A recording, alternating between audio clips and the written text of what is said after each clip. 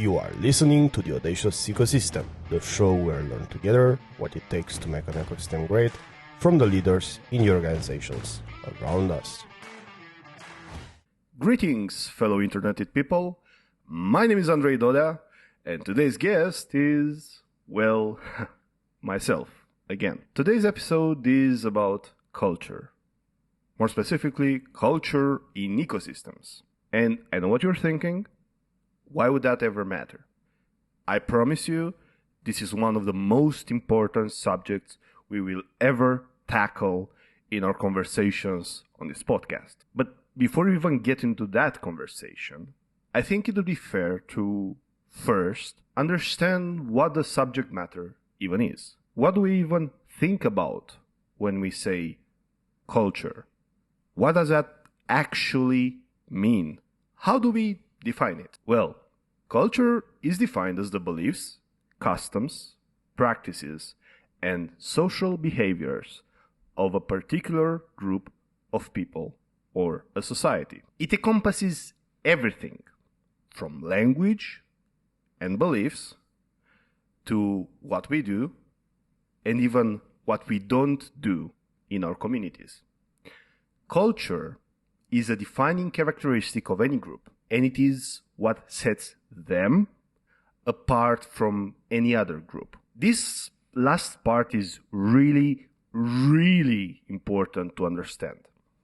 It took me way too long to get this one. Over the past few months, I kept asking fairly influential people where I should move, or even if it matters where exactly I am physically, since, you can do most of your work online. And it took me way too long to understand what they were saying.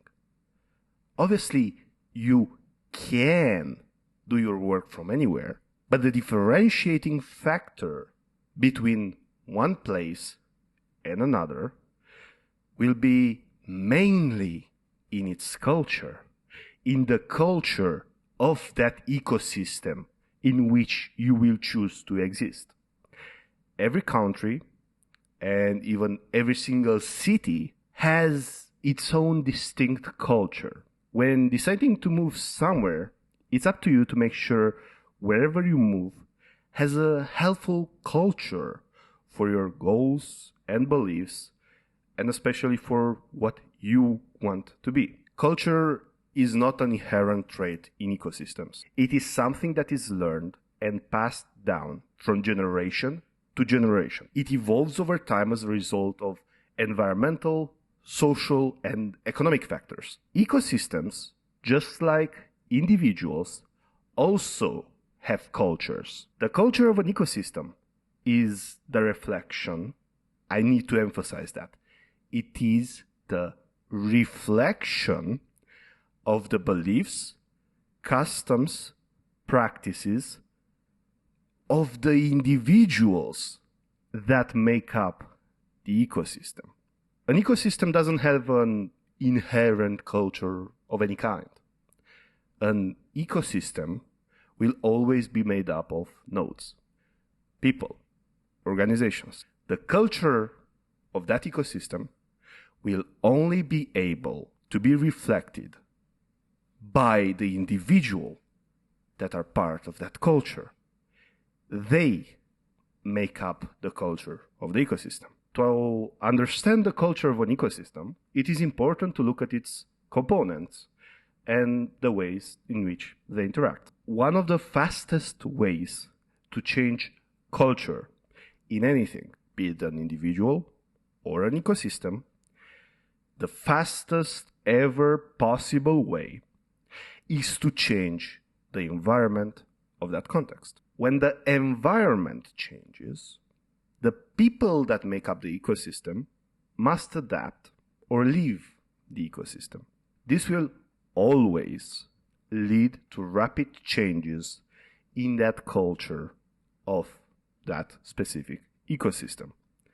Although it might not be the change that you want.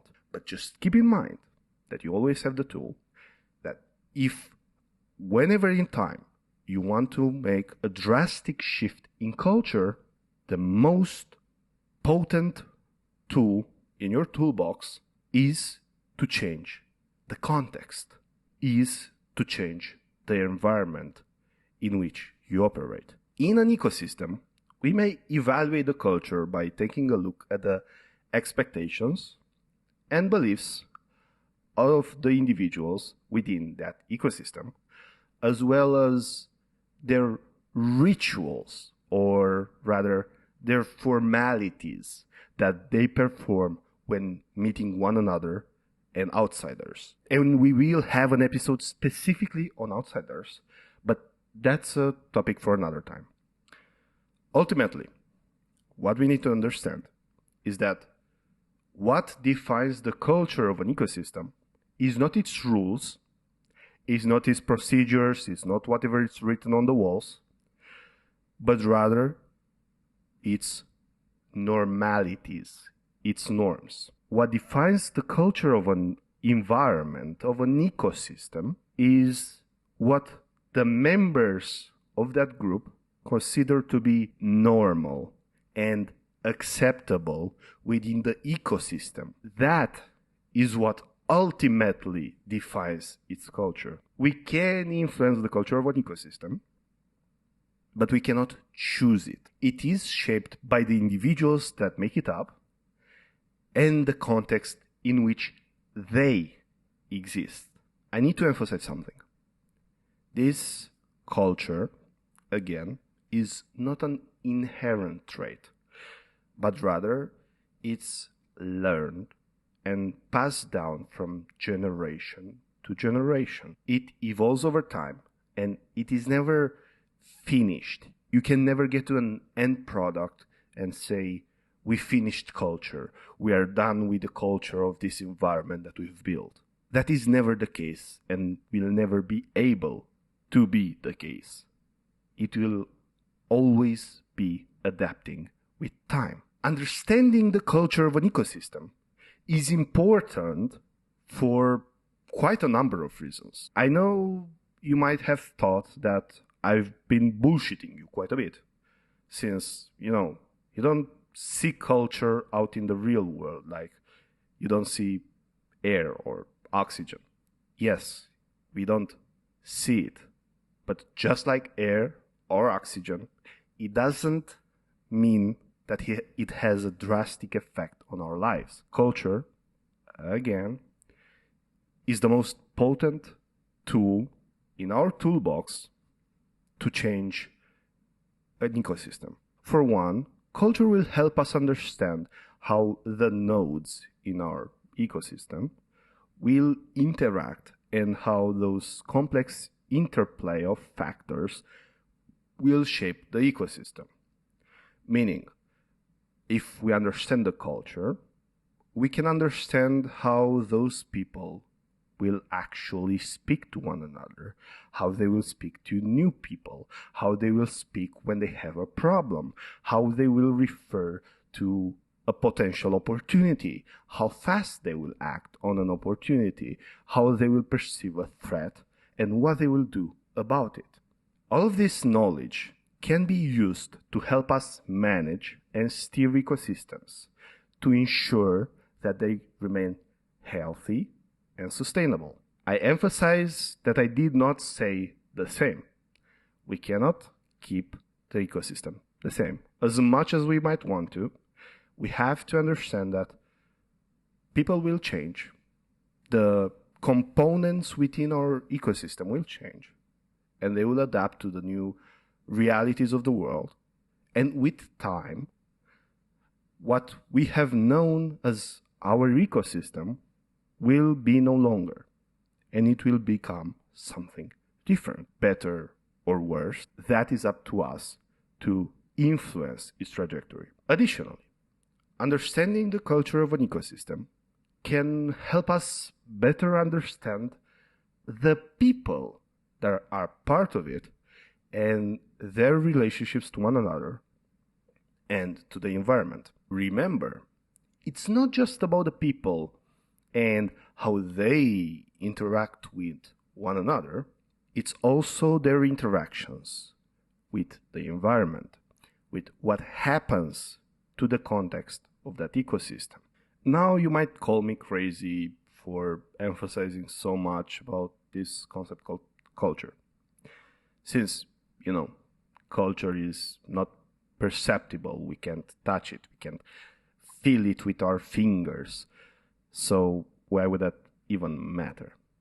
Well, it does actually matter quite a lot. Maybe we won't see it with our eyes, and it might even seem crazy to dedicate so much time to talk about one whole episode specifically on this complex thing that it's really hard to discern.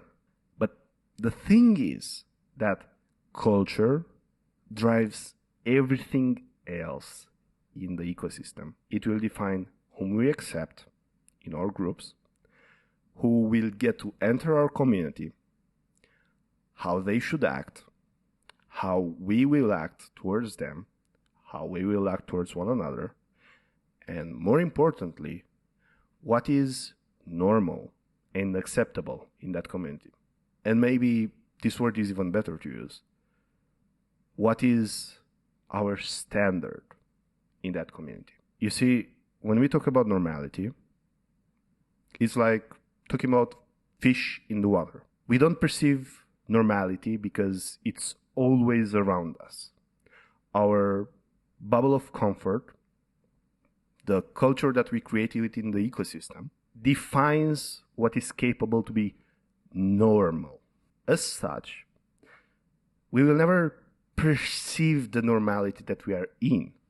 We will always look around and see nothing different, because just like the fish in the water, that is our base mode. That is our normal. That is the standard that we operate at. Everything else, be it a much lower standard, a much worse standard, or a much better standard, a much higher level of expectation from our own work, from that of the others around us, of the people that we allow in our community, both of those are different, and we can perceive those. But we cannot perceive our normality. And the problem is that whether we care about our culture or not, the thing is, culture will care about us and will definitely be impacting our lives day in and day out. No matter who you are and where you are, you will be influenced by culture in one way or another. And instead of running away from this problem, attempting to ignore it, knowing full well that it will shape the standards that we compare ourselves to, the standards that we consider normal in our daily lives, I would argue that the best course of action for our lives is to look at the problem and attempt to tackle it. I've been talking about the fact that culture is present both at the individual level and at the group level, at the ecosystem level. And actually, ecosystems and individuals share a lot of similarities when it comes to culture. For example, in our daily lives, on an individual level, you will have habits or rituals, or even better, routines. You wake up in the morning, you make a cup of coffee, and you do your whole morning routine, whatever that might look like. Those are the things that we do each and every day. In the same manner that we have that ritualistic thing that makes us who we are, in that exact same manner, we will also have rituals in ecosystems. We will have systemic habits we go through whenever we will meet, or we will exchange ideas, or something out of the ordinary will happen. As individuals, we have beliefs and thoughts we allow within our lives. And in the exact same manner, ecosystems will have thoughts, ideas, and beliefs which will be acceptable in a particular community. Culture is often thought of as an inherent aspect of a group, something that is part of its DNA and it cannot be changed. However, when it comes to ecosystems, this is not the case. Ecosystem culture is not inherent. It is something that is learned and shaped from individual to individual. To understand the lack of inherent nature in ecosystem culture, it is important to look at the components of the ecosystem and the ways in which they interact. The evolution of culture in ecosystem, again, is not inherent. Just because we have the components of one particular type of culture, it does not mean that with time it will not evolve into something different, that the normality 5 or 10 years from now will not be something completely different from what we are used to right now. People within an ecosystem will always learn from each other and will adapt to their environment, which will result in changes to the ecosystem culture over time. And I need to emphasize that change will only happen over time. Culture change is one of the slowest, hardest things that we can attempt to change in our communities. Just to understand why that is, we need to understand how culture change on an ecosystem level actually happens. Let's take just one individual to make that example easier to understand. You want to eat a little bit healthier. If your diet is currently made up of strictly junk food, how long will you actually need to hold that habit to emphasize and work on it and work on it and work on it on a better eating habit before it actually sticks? And your default choice will always go to the healthier option. There's different studies that say different figures, but it's roughly around the 30 to 60 day mark. Great. For one individual to change their habit, just one individual, one habit, one individual culture of one individual person, I promise I'll stop saying individual, it will take at least 1 to 2 months. Now, think if you want to do that in a family or in a group of coworkers. It will likely take a little bit longer to reshape the default of that culture, of that group of people. Yes, it might work for a week, but there will be setbacks and normalities will be redefined based on what happens in each individual's lives. Now, a team might take like 3 to 4 to 6 months to completely reshape their culture around their eating habits. Now, extrapolate that to an ecosystem, to a social system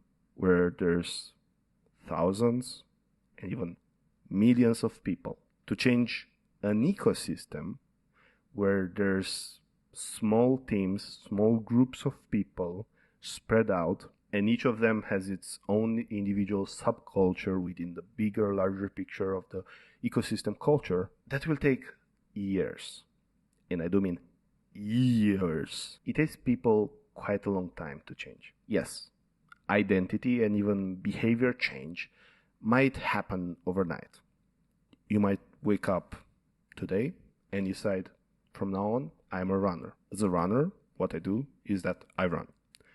Great, that can happen, but the actual real change to redefine your normality will take months to actually do. Applying the same framework of change, of culture change, from one individual to a whole ecosystem, we will realize quite rapidly that it takes even more time for ecosystem change, because all of that ecosystem change has to go through its people. Ecosystems will take years, but just so you are prepared, it might take even decades for a drastic change to actually happen in the social fabric of the community that you are working on. On the bright side, when we talk about digital ecosystem, well, that's a little bit different. The culture in digital shifts seemingly overnight. It is much, much faster to completely reshape the culture of a digital ecosystem. And you can even do it in a matter of weeks rather than decades. Given how easily and how quickly we move on digitally from one digital trend to another, it is fairly simple to imagine just how much we can change a digital community in just a matter of months. And if we have the right people with right teams and the right attitudes and cultures, we can even redefine a segment of the internet in a matter of weeks, in a matter of days. Now, we've been talking about the fact that individuals make up ecosystems, and the culture of the ecosystem is made up of the culture of the individual. All cool on that front. I think we need to dive a little bit deeper into how one affects the other and why that is. Yes, people do have the power to direct an ecosystem's culture. If today we woke up and decided to have a healthier reading habit, it won't take long for us to have an effect on our lives, and very soon afterwards to also have an effect on our community, if we do sustain that new normal. In just the same manner, indulging in an unhelpful habit, let's say watching TV, if we happen to start doing that, it won't take long before we start influencing other people's decisions in our community. But the change around our community, our very close group of people within an ecosystem, might or might not actually happen. And here's the kicker. Ecosystems, and especially ecosystem culture, can be thought of as peer pressuring into an actual normality, into an actual standard of doing things. Whenever we attempt to deviate from the normal, whatever that normal might be in our ecosystem, we will always feel the peer pressure of the community around us, looking at us, wondering what is happening, and also attempting to steer us back to the normal of the culture of the ecosystem that we have been a part of for so long. And you might be thinking that, hey, I have the willpower to actually make a change, and I don't need to change my environment. I have the power to change who I am and my habits. And to that I say, yes, you might. You need to understand that you're pretty much trying to go against the flow of the river. You're using a lot of energy, a lot of power, a lot of mental fortitude to just try to change your individual habits against the peer pressuring that happens in the community. And you might be thinking, yeah, I'm powerful enough to do that. I don't need to change the community that I'm a part of. But the kicker is, the river will continue to flow. If you don't have enough fish in the river that start swimming with you, you will at some point run out of fuel, and the flow of the river, the culture of the ecosystem, of the environment that you find yourself in, will actually start to take a toll on your levels of energy, on your levels of willpower, and sooner or later, we will start losing your gains. This is why it's so important to choose which ecosystem you want to belong to. It's not a matter of if, it's a matter of which one. You will have to choose which environment you are part of. And the thing is, not making a choice, not deciding, I want to be part of this group and not that group, or saying, yes, I am part of this specific ecosystem that has this specific culture, and specifically I'm not part of this one. If you don't make that choice will happen to be made up for you based on the ecosystem that you will find yourself in. It's not a matter of if, it's a matter of which one. You don't get to be an outsider.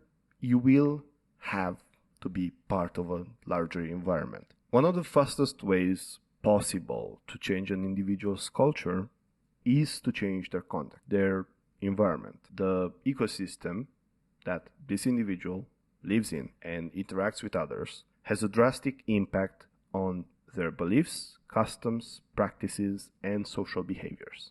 When an individual moves to a new environment, for example, to a new city where there's different norms, there's different expectations, there's different speeds at which life happens, they will be forced to adapt and change their behavior to fit into their environment. I'm saying that they will be forced. And yeah, they can maintain, using a lot of willpower and energy, they can maintain the standards that they've been holding themselves up to beforehand. But the culture, the individuals in that community will, willingly or not, most often unwillingly, just on the basis of what they will consider normal, will create a peer pressure situation on the individual coming into an ecosystem, which will actually reshape that individual's habits and rituals.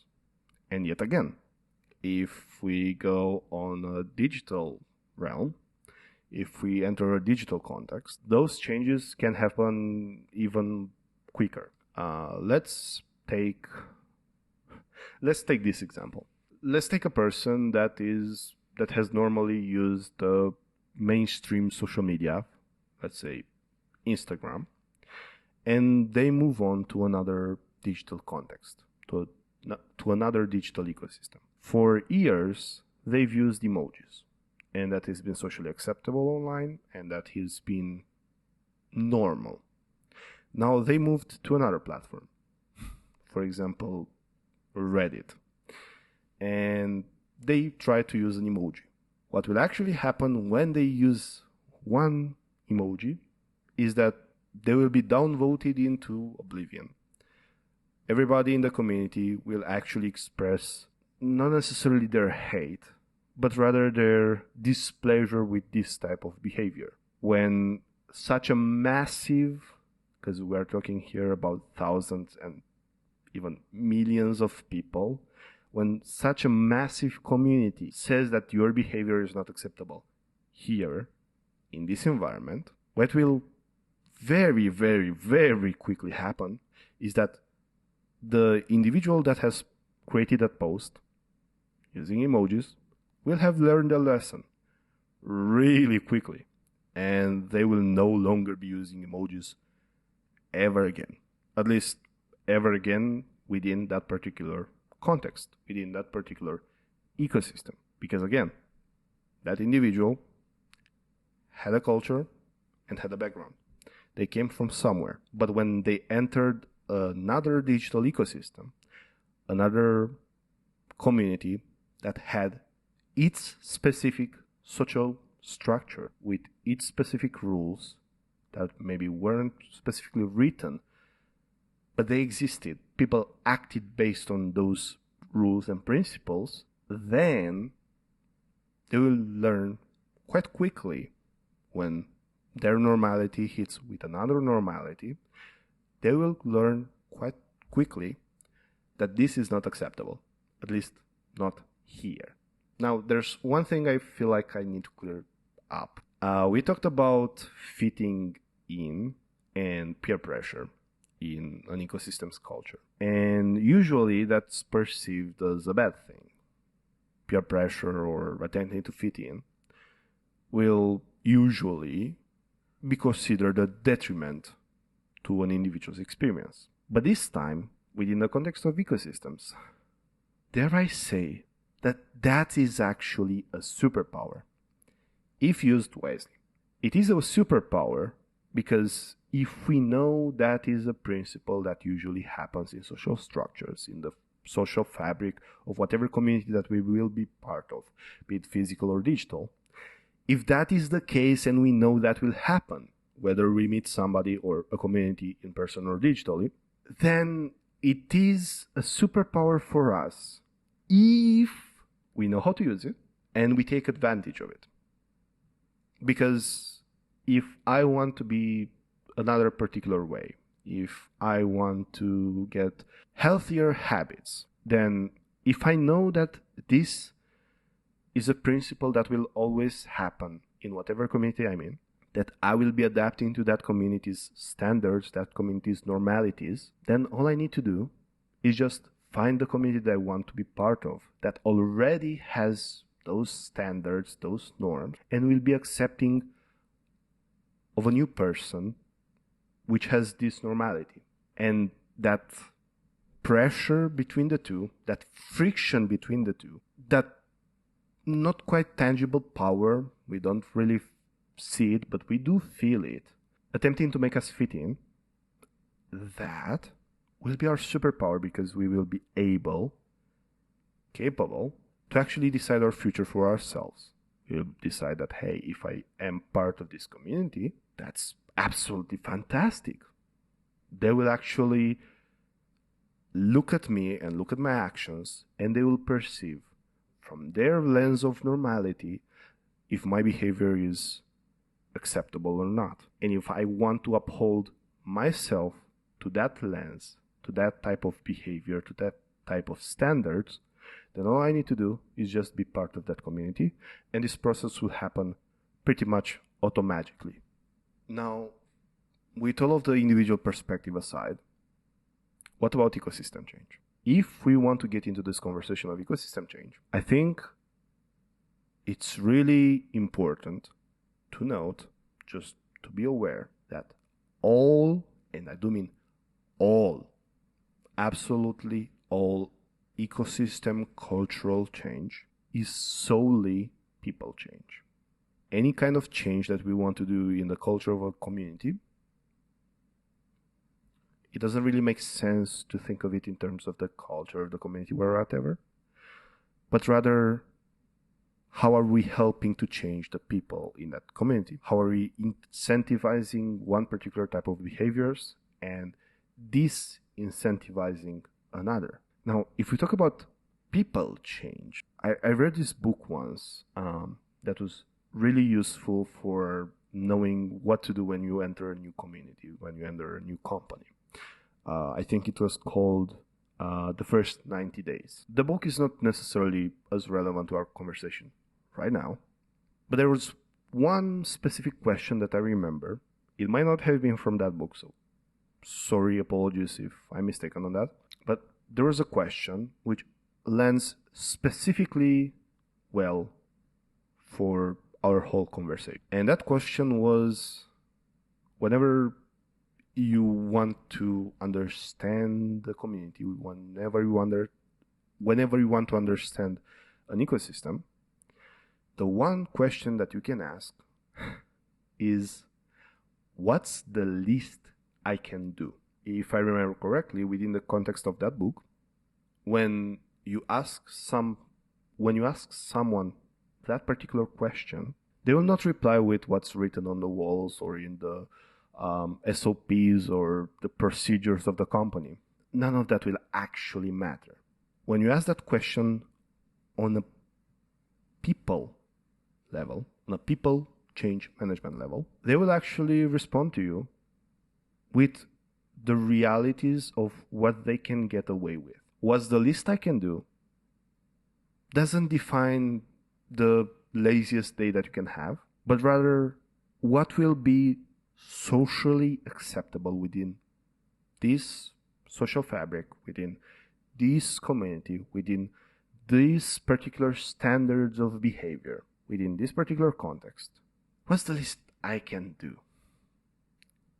It's a powerful question that will always help us clarify the culture of our environment. It is a question that will help us examine the assumptions and beliefs, and also what is necessary and even possible within a community.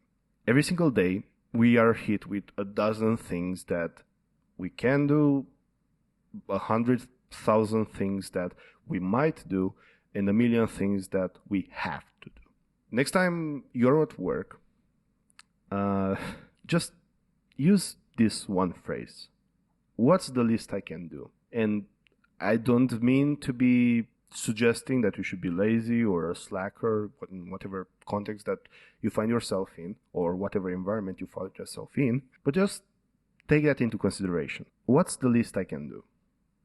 What's the least I can actually do while still getting away with it? For example, can I wait 15 minutes before sending an email? Is it acceptable to wait an hour? Is it acceptable to wait 5 days? Is it acceptable to never even send that email that was so important? Look at the follow-up on the meetings. Are those actually respected? Do the meeting minutes even matter when people meet? Are they actually taken into account? Do people actually prepare for meetings? Whenever we actually understand what's the least I can do, we don't clarify to ourselves how lazy I can be, but rather, what is the bar in this community? There's this great book, I'm sure that most of you have already read it. It's called Atomic Habits. It's a fascinating book. I highly, highly recommend that you read it. It's a classic in the self-help genre.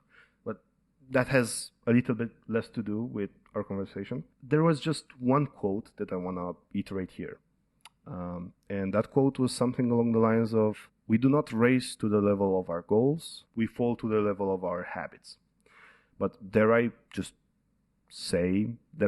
change this quote ever so slightly? We actually fall to the level of our standards, of what we consider acceptable. If in your organization, it is under no circumstance considered acceptable to come to a meeting, without being prepared, without having done your research, without having done your homework, so to say, without having done your part in what was supposed to happen during that meeting, then if you don't consider that acceptable, and I don't consider that acceptable, and another person doesn't consider that acceptable, a new person that will enter this community might just happen to do it once. And when they do it once, what will happen is that all of us will have a very negative reaction towards that type of behavior. And with our negative reaction, we will shape that behavior of that individual. And that individual will know that, hey, this is the standard here. And if they know from the very beginning, that's a lot easier to do. If they learn that standard a lot later, that's a lot harder to change. The culture in whatever ecosystem that you are creating, whatever social structure that you are attempting to make, be it again physical or digital, the culture will highly depend on what you accept from the very beginning, on where you actually set the bar from the very beginning. Because it is much, much, much simpler to set it from the very start rather than change it into the future. Now, let's enter a little bit into the components that make up culture. First up, let's talk about language. Language is a very unappreciated, powerful tool that will not only shape the way we think, communicate, and view the world, but also will shape our normality and our standards. It is through language that we express our beliefs, our values, and our cultural norms. Language, and whatever language we decide to have in our vocabulary, we decide to accept, we decide to use, will define what is possible, and at the same time, what is impossible for us on an individual level or on an ecosystem level. If we don't have a word to define something, in most languages, that simply means that it wasn't relevant enough for us to register that on our radar.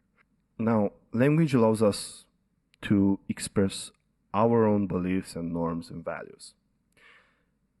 But it's even more important because it allows others to express theirs, and in the in-between, in the differences, we will have a space in which to juggle and in which one will influence the other. Language is not merely a means of communication. It is also a means of shaping our perceptions and understandings of the world around us. Although on a daily basis we do take for granted our choice of words, they have a seemingly imperceptible power over us, but that power has drastic ramifications. We don't think about it too often, but our choice of words defines our realities. There's an absolutely astronomical difference between saying, I can't do that, and saying, I don't care enough about it to do that. In essence, we said the same thing, seemingly, but in reality, we have offered us and whatever our community is, whatever our ecosystem is, more power in one instance when saying, I will decide not to do that. We will offer ourselves a lot more power.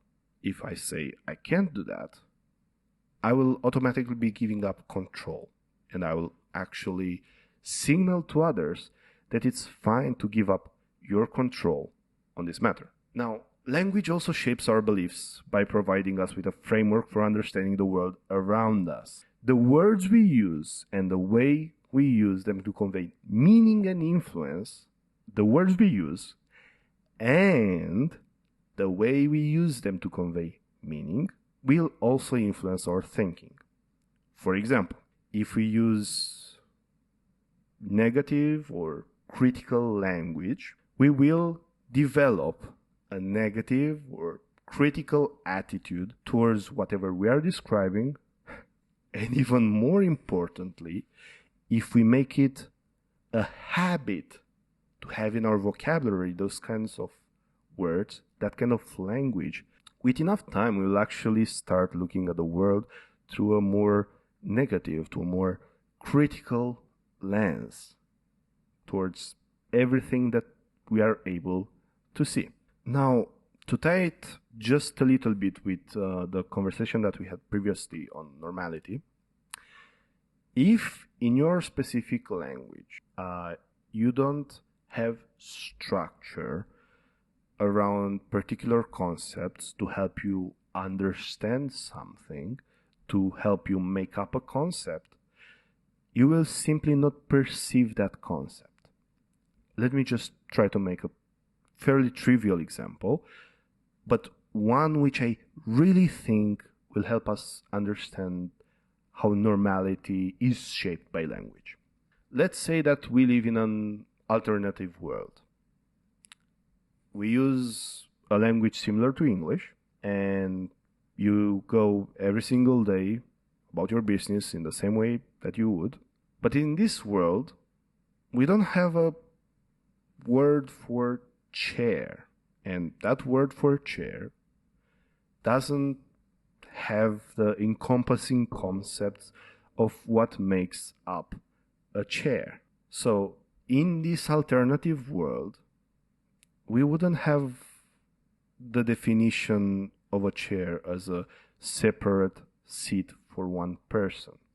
If we don't have that particular concept, if that concept does not exist in our language, then in this alternative world, our normality will be that we will start using tables or couches, or we will be defining a chair as a weird shaped table or a middle between a couch and a table. If we don't have a concept that helps us specifically define what it is that we are talking about, more often than not, we won't be able to actually have that in our lens of normality in our world. Now, this chair example is quite trivial, and I think it's kind of funny to imagine an alternative world where we don't have any kind of chairs, we just have tables we sit on. And as funny as that might be, that's less relevant.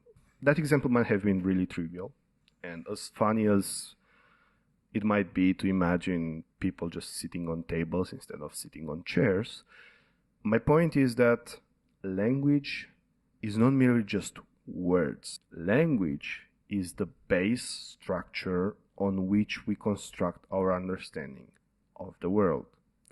It is the base structure on which we build every single concept that is able to exist within our normality, within what we perceive as being normal in our community. Now let's just take one step back and look again at the bigger picture. We're talking about culture in ecosystems and how this language will define the values, beliefs, and rituals within one particular community. Whatever language that we already have and we are already operating under, whatever language we have inherited over the years, that language is the base on which we build. But I need to make it very clear that that language, and pretty much all language, is genuinely just made up. We are technically inheriting decades and centuries, and in some cases even millennia of culture through the languages we use right now. But language, as most social human things out there, didn't exist somewhere in nature. It's not maths. We created language, and it isn't a static thing either. It doesn't, and it will not last forever. Take English, for example. If you look at the text of Old English, you will likely not understand an iota. It's gibberish to us now. And that has been just a few centuries ago. Just think about this particular example. Before the year 2000, doesn't matter if you're even born then, I almost wasn't, but just before the year 2000, when you were wondering what something means, or what is something, or where exactly can you find something, we usually would say, let me look that up, or let me search for that. And you'd either open a dictionary, or go to a library, or ask the smartest friend that you had around. Now, after the year 2000, after Google was invented, our normality, our human understanding of how the world works has been drastically shifted from the old ways of let me look stuff up to a new understanding. If beforehand, in order to find a piece of information, you'd have to search in libraries and ask friends and people and dictionaries and so forth, now, in the year 2023, we use different language. We have a word called, quote unquote, to Google. In our language, in our everyday understanding, we now, in our realities of the 21st century humans, we have a word in our dictionaries that defines the activity of searching through the humanities repository of information using one particular tool. Google didn't exist in a dictionary forever. It was actually added in 2006. We literally created language for our new understanding of how the world works and how our normality is actually redefined. If in our context we can create language to help us better look at and define concepts, we have the power to drastically shape what our ecosystems, our communities, the people in them can even comprehend, can even look at and understand. Now, that's language. But what about this word rituals? Rituals play a significant role in shaping the culture of an ecosystem. Ritual means merely a repeated behavior or action that are important to individuals within the ecosystem that are often used to communicate social norms and values. Why are rituals important? Well, they are important because they help us define what is considered normal and acceptable behavior. Emphasis on this word, behavior. Rituals are about actions which we respect, which we actually continuously do for a particular reason. Rituals are a way for people to communicate their expectations and beliefs on one another and to help them reinforce a social norm or a value. Let's take one example of a ritual. Let's take one ritual like marriage. Now, it doesn't matter what beliefs or cultures or religions we come from.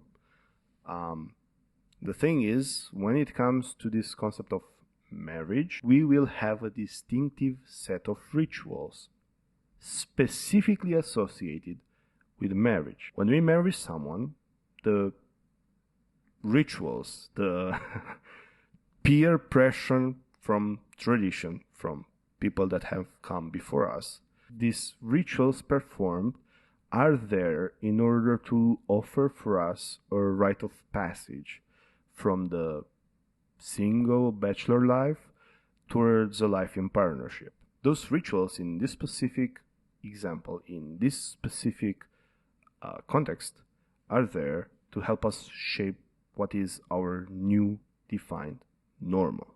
Rituals play a significant role in shaping the culture of ecosystems. They do provide a systemic means for communications between individuals. I do say communications because our actions speak a lot louder than words. Rituals, again, are merely the things we repeatedly do, the things that we hold to high regard, that we respect so much that we keep on doing them, and we do them in a specific manner such that it becomes ingrained in who we are. Over time, rituals can become so deeply ingrained in our cultures, we get to a point where rituals actually begin to become those things that we do.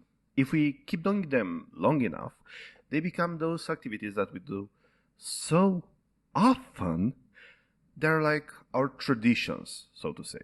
It becomes customary to us. And if you ask somebody else, it's hard to imagine them.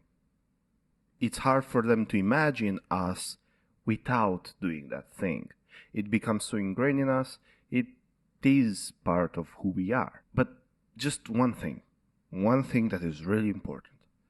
All rituals are invented. They did not exist from higher up. Like there's nothing inherent to our nature that has specific rituals ingrained in us. They are all invented by humans. No ritual has existed for all of humanity or was ever created out of thin air. Rituals are the activities performed with a particular goal and have been performed day after day, week after week, year after year, and so forth.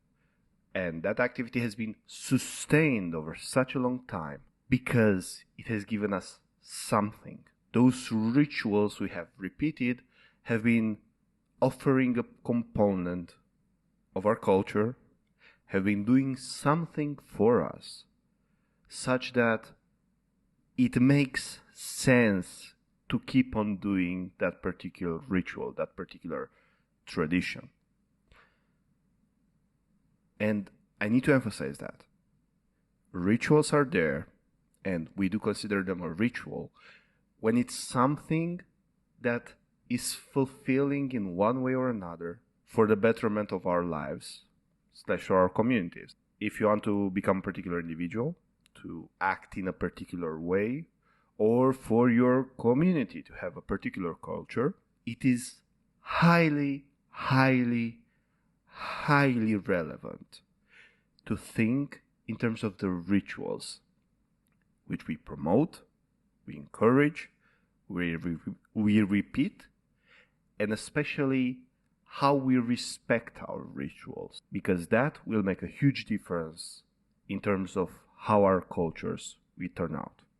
Now I need to clear something up. Contrary to popular belief, rules are not culture.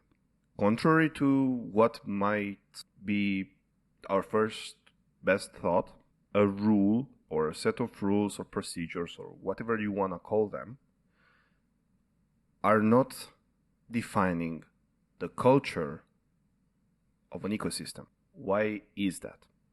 Well, many ecosystems, be it organizations, companies, transnational governmental agencies, and so forth, attempt to shape their culture through their set of rules or policies. They technically create a list of behaviors which are encouraged or discouraged from a case-to-case basis, and they expect their community, their employees, their volunteers, and so forth, to follow those rules. However, that's a pretty flawed approach for several reasons. First up, rule-based cultures are really rigid and inflexible. If I have to follow what's written on this paper in front of me, that will not allow for the nuance necessary for complex human behavior. And usually, that will stifle creativity and innovation, things that we want in whatever organization or ecosystem we're building. Secondly, rule-based cultures are usually actually ineffective. Employees may follow the rules simply because they are required to, rather than because they believe in them. I repeat, your people might follow the rules because they have to, not because they believe in them. This might lead to a lack of commitment and passion in the organization. At the worst, it might lead to this. Rule-based cultures can be actually damaging. They can be counterproductive. When a person, be it an employee, a volunteer, whatever, is focused solely on following the rules, they'll usually miss opportunities for making a contribution towards the community, towards the organization, towards whatever it is that they are serving on a larger scale, the ecosystem that they are serving on a larger scale.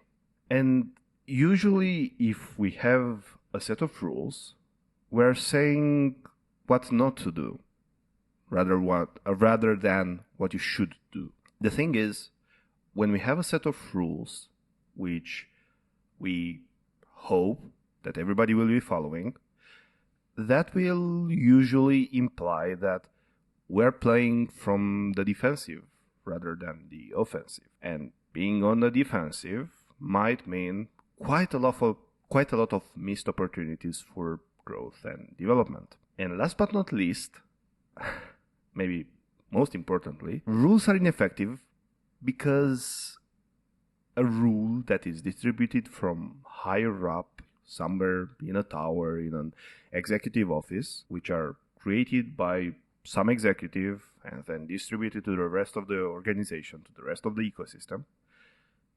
Those rules, well, people will inherently not believe in them.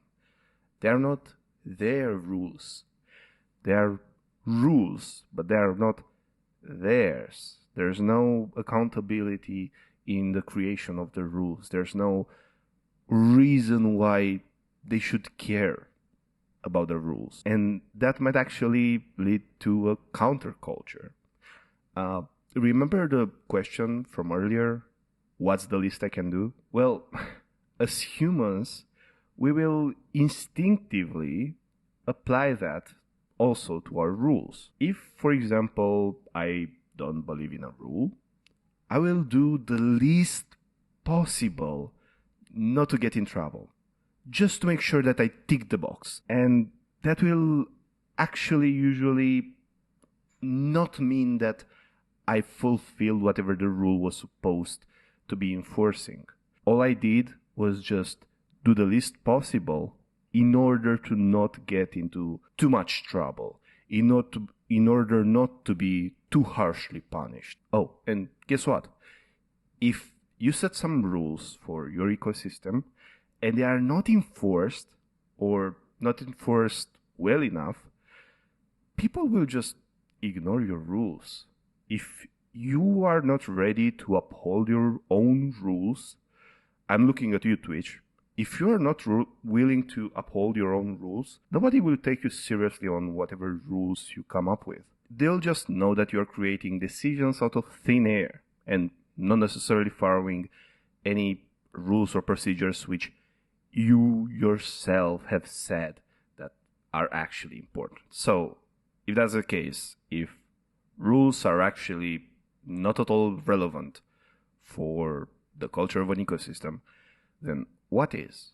What is relevant? Well, I'd like to go back a little bit to a definition which says that the culture is defined by the shared beliefs, values, and behaviors of the people within the group. I need to emphasize one word right there. The shared beliefs, values, and behaviors. Shared.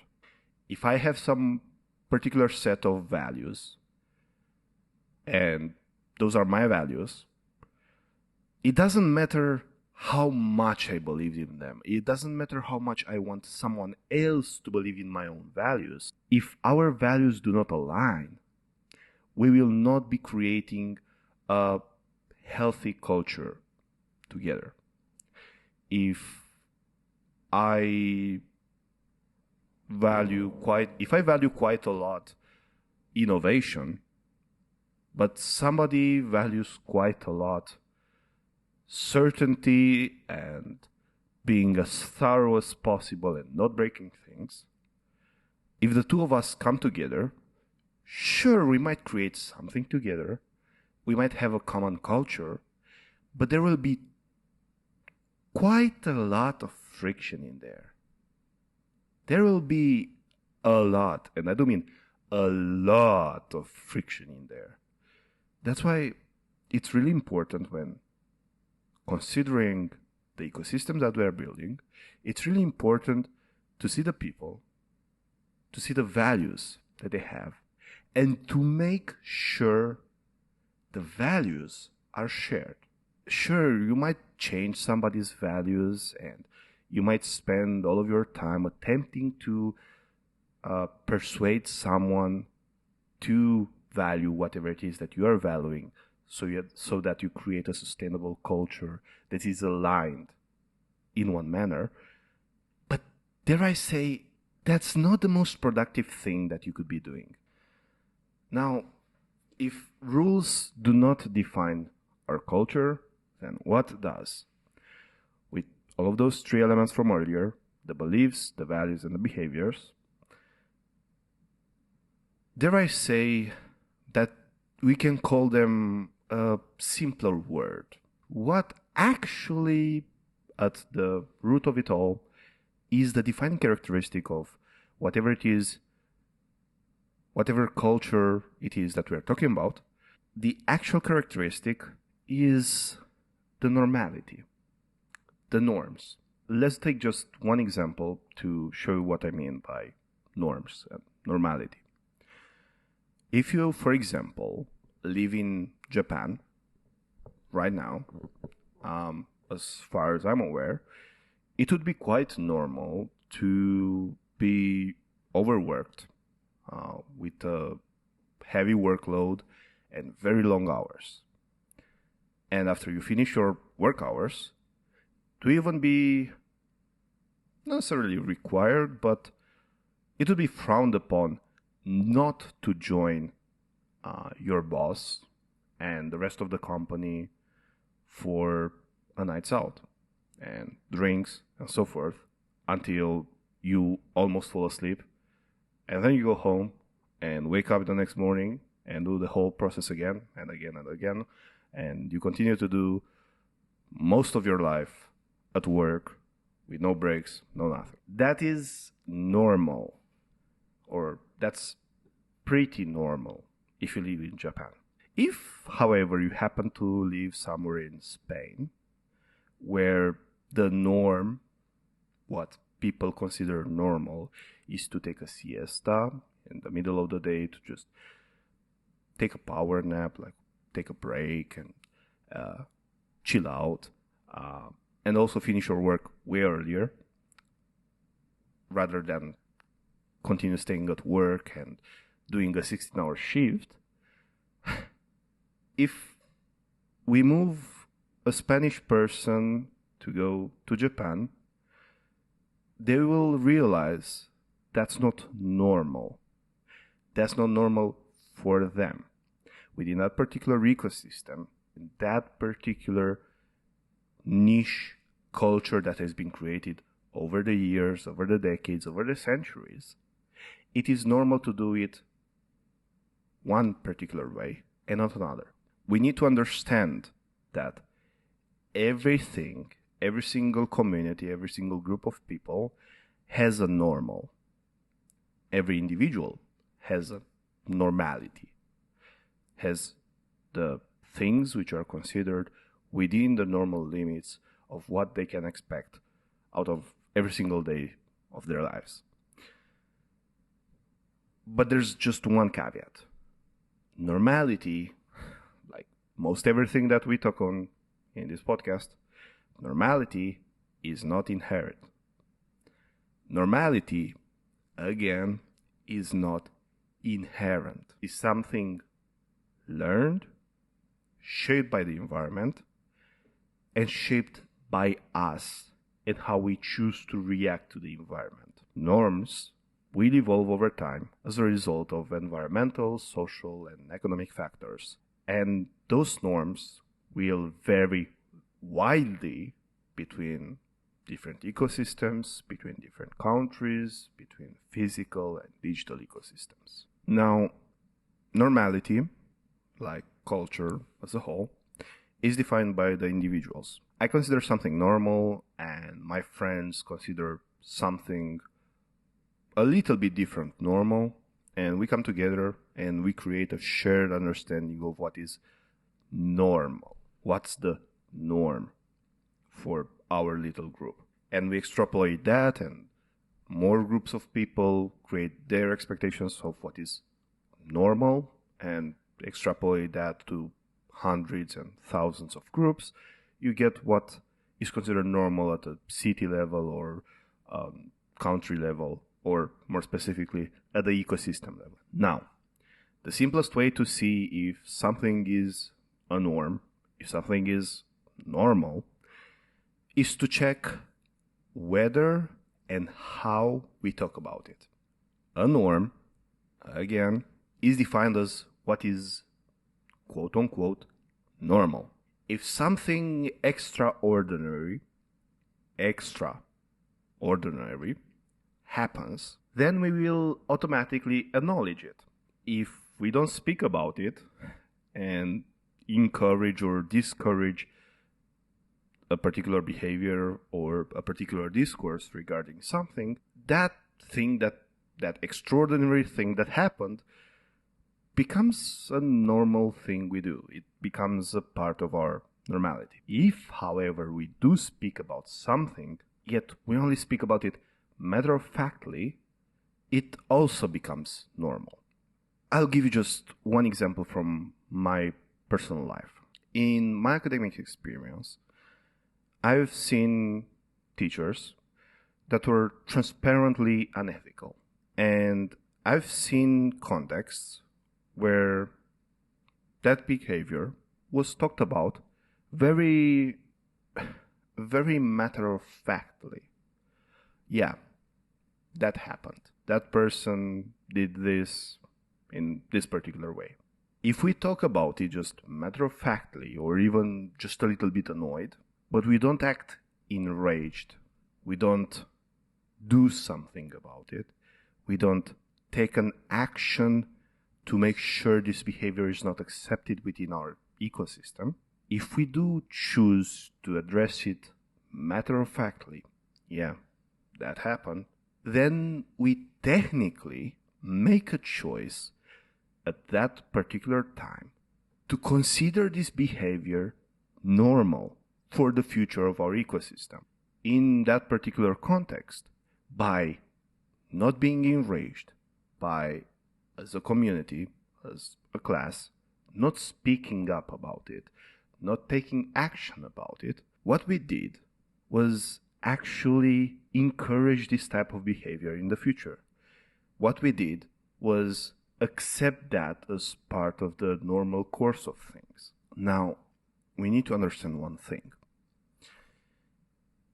Even in that example from earlier, if we were really mad at what happened, all we can do is influence the evolution of our culture. We have no singular capacity to decide the culture of a group of people.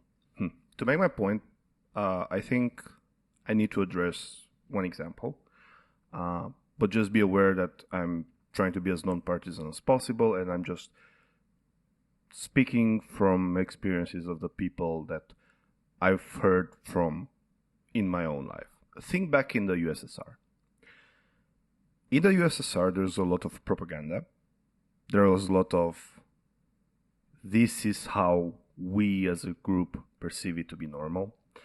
There were a lot of things being dictated, and the government did quite a lot to attempt to influence what we perceive as normal